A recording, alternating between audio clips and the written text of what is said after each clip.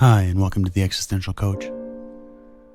On this episode, I want to talk about relationships, and one of the things I want to focus on is how in relationships, past experiences or implicit memories can come into the current relationship and operate without our awareness. In other words, these implicit memories haven't really come into a symbolic understanding.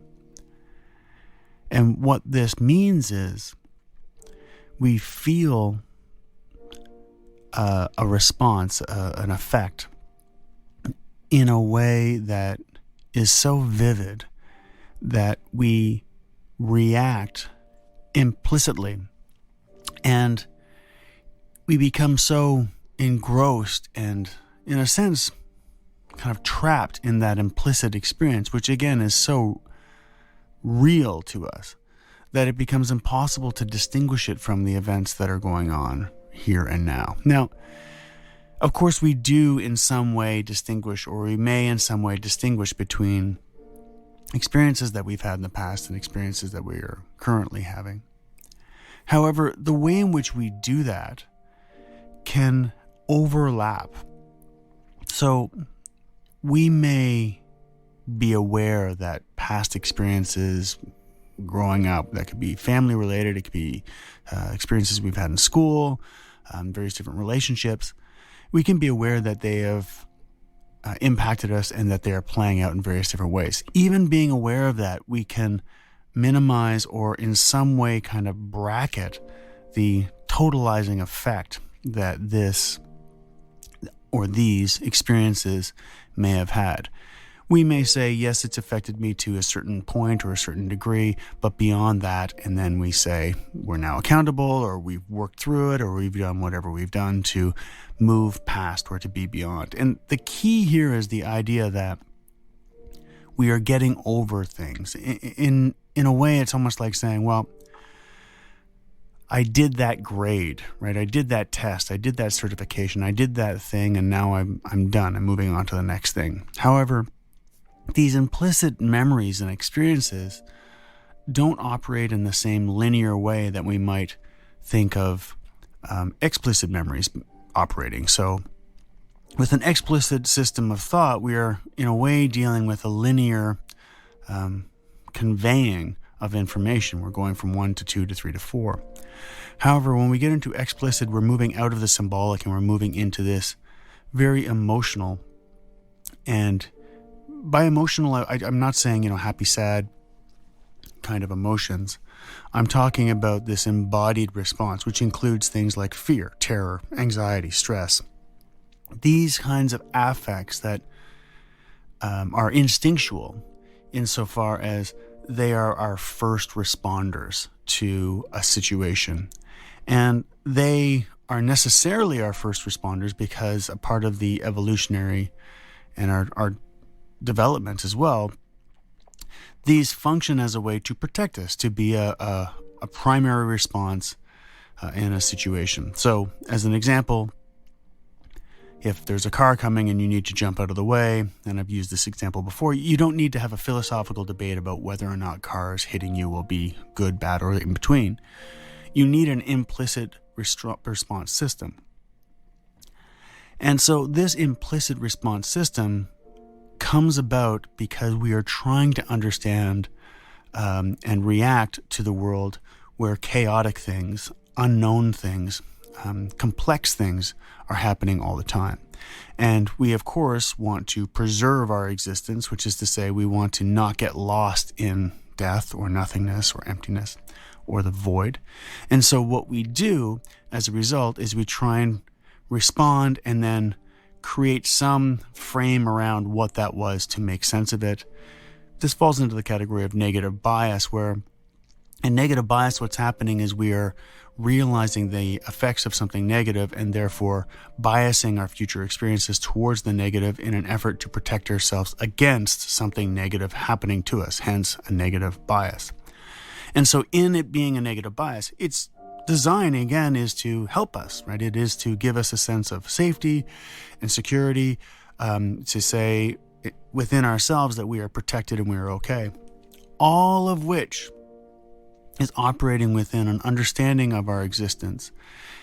And this is key here, because this idea of understanding our existence and understanding how we project, construct, synthesize, whatever it is, and however you want to conceptualize it, there is some form of reality that is created that, and from that reality, we can then hypothesize and kind of guess what things will come next. And we like it when certain things come next, and we don't like it when other things come next. So an example of this might be, we like it when we're walking down the street and we see somebody we know and we stop and say hi. We don't like it when we're walking down the street and somebody tells us off and scares us.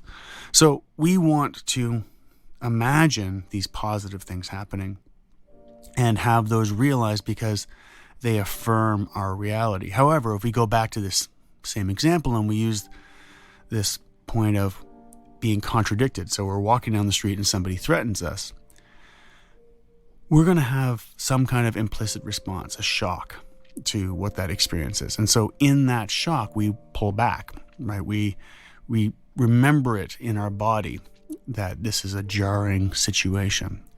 And so that then informs how I start to think about walking down the street. And if I see somebody who looks in a similar way or dresses similarly, or if I'm in the same neighborhood that it happens, or perhaps it's the same time of day, whatever it is that creates that association means I feel that implicit response when I am seeing this other person. Now, this other person has nothing to do with that former person. And that's just a fact. They literally factually have nothing to do with that former person. We have created the link, right? I have created the link in my mind that the person who yelled this thing at me and scared me, and this new person I'm seeing later, I have just created a link that they are connected. And I've done this through what I mentioned before, this negative bias. And so I am doing it to protect myself. And I feel justified in doing it because I am protecting myself. In other words, we feel justified when we feel like we have something to do, in that we are protecting ourselves, we are doing what's honest or true, or we're adhering to a set of principles or values.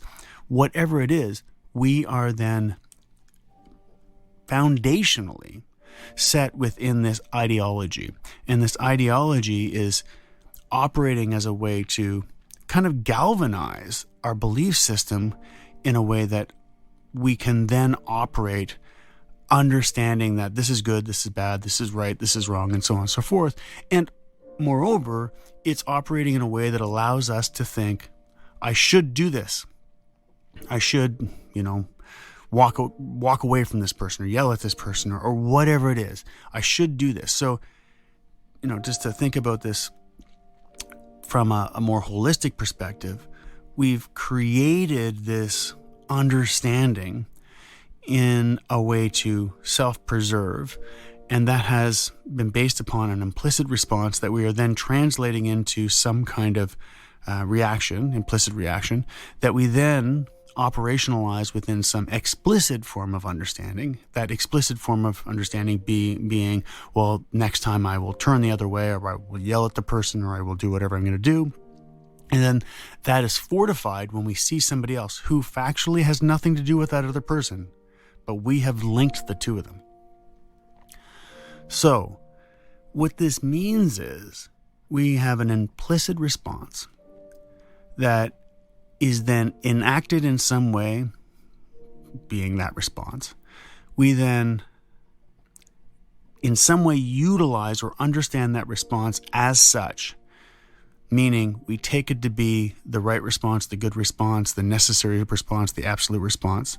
We then, in any situation that triggers this former feeling of affect, this former implicit response, we then draw upon this experience, carrying it with us because, and this is kind of a key thing about implicit memory, and it might seem strange at first, implicit memory exists outside of time because time is a construct. And so what this means is the implicit effect of trauma exists without the conditions of time that we may impose upon it.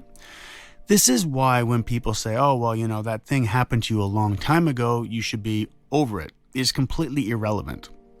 It's a categorical error.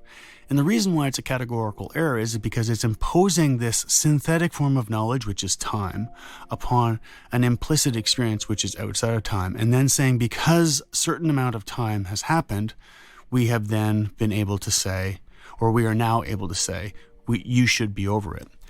This is deeply problematic in terms of how we are thinking about analysis, and this comes up with various different ways of analyzing and diagnosing clients, particularly when you look at diagnostic models that say a person is depressed before a certain date, they are one category; after a certain date or time frame, they are in another category.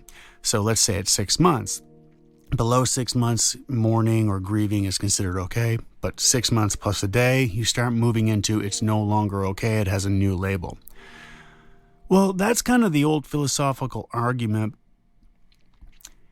Is a person bald with 999 follicles of hair and not bald with 1,000 follicles of hair? At a certain point, it becomes a complete absurdity of the abstract system of counting, right? So, for example, centimeters and imperial metric systems, they don't exist in the same way that time does not exist. These are ways of understanding and measuring that we can share a sense of symbolic language. But as far as an implicit structure goes, they don't actually exist. The measuring system is just that. It measures itself. Similarly here with time, it doesn't actually exist in terms of trauma, in terms of loss, in terms of pain. Those are experienced, they are experiential, and they operate in that implicit way, and that's why I was mentioning this idea that implicit experience is outside of time or beyond time. So what does all of this have to do with relationships? So let me just ask you this question. What happens when one person in a couple wants to be heard and the other person does not want to be told what to do? So let's think about this. And it doesn't have to be a couple. It can be somebody you're working with or collaborating with. But think about a situation where one person wants to be heard, and so they force, impose, dictate, however they do it, state that which they want to be heard, and the other person does not want to be told what to do. And so they don't want to listen to those things, they want to avoid those things, and they're in a relationship. I would say there's something actually perfect about this relationship, even though it inevitably has conflict really wired into the structure of the relationship. So firstly, maybe we can ask the question, why might a couple who seems to have these kinds of opposing questions link up? And I think the answer is in the question itself. And this goes back to implicit experiences, implicit memories. So if the person is saying, I want to be heard, I demand to be heard, I am entitled and it is right that I am heard, who are they talking to? If we think about the implicit experience here, might there have been a situation in their lives where they felt a sense of terror, they felt a sense of anxiety, they felt a sense of dread, whatever it was, and they were in that experience not heard. And the way out of that, they feel, is to be heard, which is quite natural. So their partner or your coworker says something, and let's say it's a relatively benign thing. Let's say you want to tell them that you want to use a certain product. Let's say it's a business relationship, and you say you want to use a certain product or get certain food for the next business meeting event. And you say it in I want to get burgers for the the meeting. The office, I mean, we probably don't have burgers at office meetings, but anyway, this is just an example. So let's say they're saying, I want to have cheeseburgers at the office meeting. And the other person says, that's just a stupid idea. So the first person is feeling triggered by the fact that they're not being heard. And the second person is feeling triggered by the fact that they're being told what to do. Yet, as I'm saying this, there's something perfect about this relationship. Let's just presume for a second that burgers don't matter here. Because, spoiler alert, they don't. What's happening and what I'm hypothesizing here is that the experience, the implicit experience of not being heard and the implicit experience associated with being told what to do or being talked down to is now triggered. And so, and remember, implicit memories exist outside time. So the implicit memory as an affect, which may have happened years ago and happened in a number of different ways because of negative bias, has been reinforced over the years through negative bias, but it actually stretches back to earlier events, which could have been when you were a kid, or certainly when you were much younger. And so what that means is we're now talking about burgers as if burgers is the issue, and burgers are not the issue. This is not about cheeseburgers. Yet the argument that they have then turns into inevitably, well, you picked the food last time, and well, I think we should have burgers for this reason, and well, we ordered from this place, and it's time for us. It's just going to go spinning and spinning and spinning and spinning around this whole menu burger thing, and none of it, from this perspective, matters.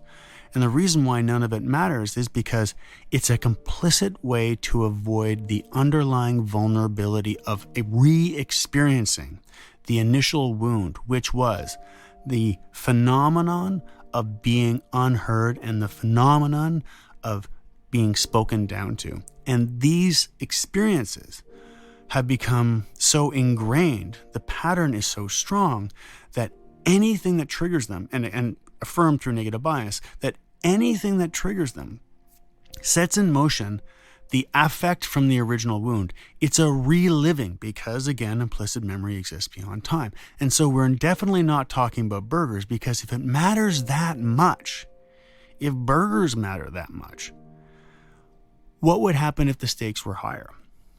And this is the kind of miscalibration I think that can happen, is we start to look at things as being externally or kind of extrinsically mattering. Whereas if we look at the intrinsic effect of these things and say, why am I carrying this in such a heavy way? Why is this so important to me? Why is the burger thing, or the where we take our vacation, or what we paint the bedroom, or what gas station we go to, or whatever it is? Why is this so important when really what we're talking about there must be more to the story?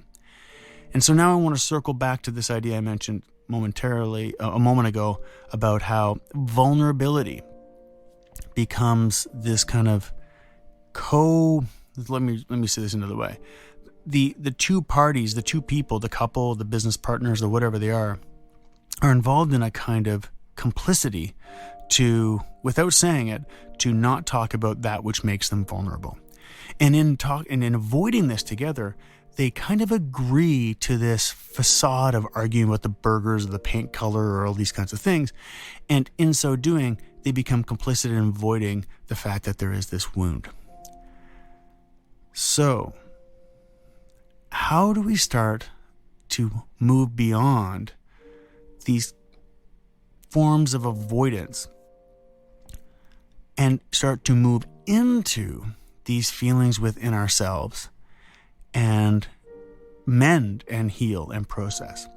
Well, I think the first thing to keep in mind, or one of the first things to keep in mind, ties back to what I was saying earlier about time being a construct. If we place an expectation on healing that it needs to happen in a certain period of time, whatever that period of time is, 1 hour, 1 week, 1 year, whatever it is, then we've created an expectation. In creating an expectation, we've created a whole set of possibilities, right? Because now what's available to us is all limited to that which can fit in that expectancy. So let's say we need to get over it in an hour. That's going to limit, or let's not even say limit, that's going to curate the available options to us. Let's say we have a month. Let's say we have a year. Let's say we have 10 years. All of those things start to offer different ways of exploring and understanding our experience. And so what I'd like to draw your attention to here is the idea of, can we shift from the implicit reactive response to a more contemplative, explicit response? So it's not that we don't have time, so we have to do it in an hour, because we may organize, and we'll obviously organize our lives in many different ways. We have to be at work at a certain time, or we're meeting somebody in a certain event. It's a certain time of year. We do different things for whatever reasons. Perhaps they're holidays or whatever it is. So I'm not suggesting we just ignore the social construct of time and calendars and so on. And I'm not suggesting that we use that as a way to avoid these deeper questions about this wound or what we can do to explore this within ourselves. Rather, what I'm suggesting here is, can we see this as an expansive opportunity to create? And if we do, if we can see it as this opportunity to create, then adding to that, we might say, okay, well, if I can be calm, if I can be regulated, if I can feel safe, then I'm in a better position to create, because I'm not feeling this real sense of instability while I am trying to open my mind to different possibilities. So an analogy to this would be, if a person is starving and they don't have a home, that is the focus of their life. If they feel comfortable and safe and they have things taken care of, then they can start to be creative and explore things, because they're not in this fight for survival. And so similarly here, we definitely want to find a way to move to a more regulated space and to feel safer. The purpose here being to then feel like we can open up and start to explore these different dynamics. So this comes back to, why might two people, the person who wants to be heard and the person who does not want to be talked down to, why might they link up? And this leads back to what I was saying about, and how might this be the perfect match? Well, I'm suggesting that this is a perfect match in the sense that it's an opportunity to heal. If you can have a loving, trusting, or in the case of a couple, in the case of a business, a professional and inspirational relationship, then there is something beyond your own point of view, right? Your own either being heard or not wanting to be told what to do. There's something more. And so the question is can we start to explore that something more? And what I wonder is, do we avoid this question of something more because it introduces complexity?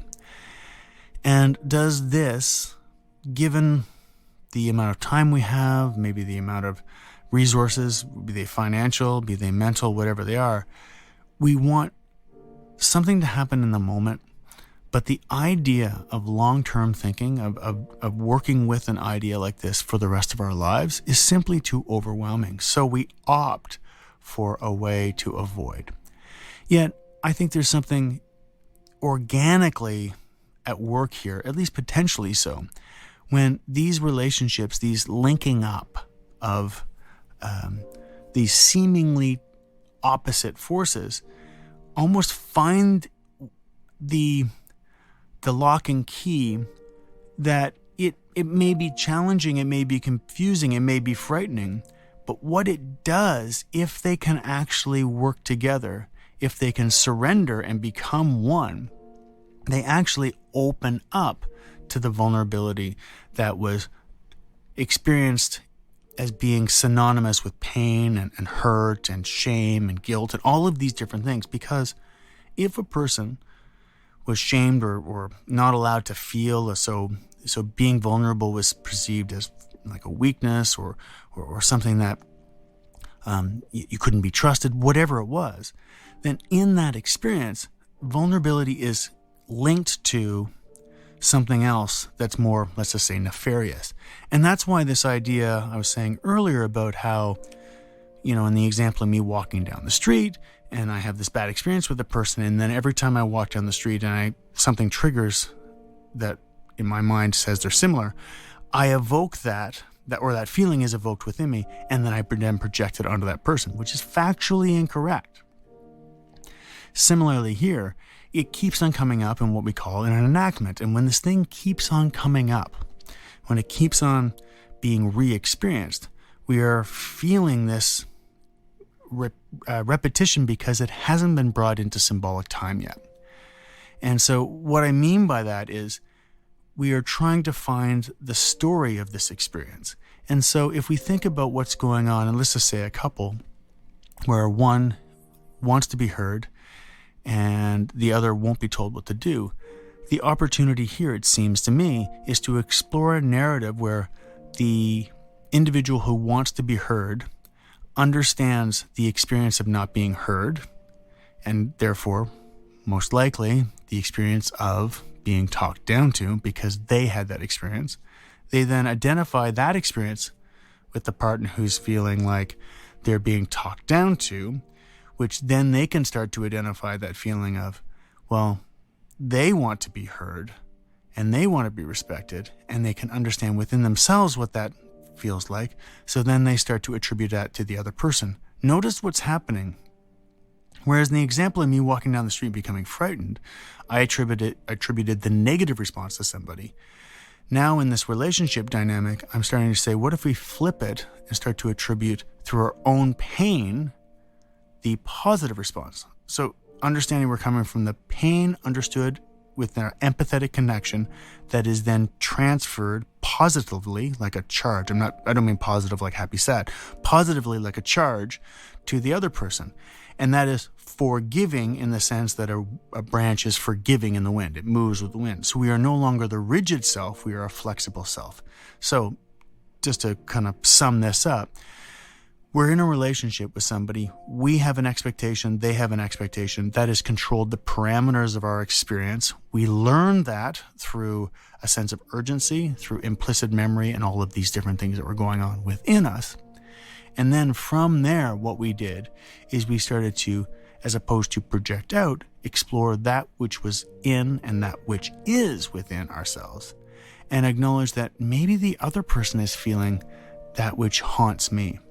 We then identify our pain and our anxiety, our sense of dread, and so on with the other, and then we connect to that. Similarly, they start to connect with their own pain, sense of dread with the other, and then they connect. And this becomes the cycle of healing in a relationship. And that's something I'm going to keep on exploring. But for today, I just wanted to introduce this idea of the perfect paradox. So I think I'm going to go on a bit of a theme here for the next couple of podcasts on relationships, just talking generally and somewhat abstractly. And I'll just quickly say, I'm doing it this way because I would rather not talk about the 6 steps to happiness and the 10 steps to whatever else. I'd rather just talk about these ideas that I'm thinking about and writing about, and then throw them out in an improv. And then if anything jumps out at you, then you can take it and run with your own digestive, exploring, poetic experience. So thanks a lot. Until next time, bye for now.